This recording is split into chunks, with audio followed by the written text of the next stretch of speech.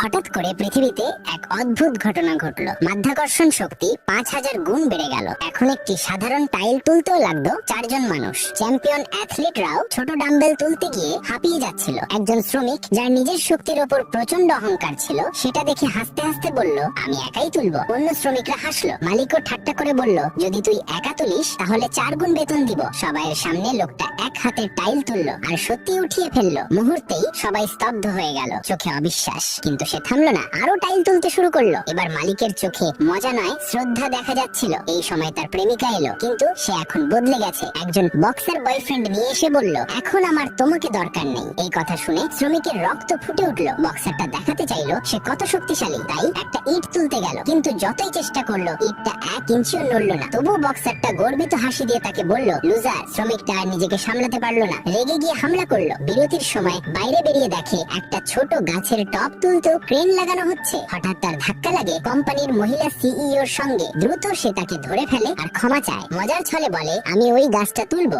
CEO হেসে বলে, অসম্ভব, এখন এই গাছের ওজন 10 পাউন্ডের বেশি। কিন্তু ছেলেটা দৌড়ে গিয়ে এক ঝটকায় গাছটা তুলে নিল। পুরো অফিস চুপ, সবাই অবাক। এমন শক্তি এক সাধারণ শ্রমিকের। এই রহস্য জানার আগ্রহে মহিলা সিইও সঙ্গে সঙ্গে তাকে অফিসে ডেকে পাঠালেন।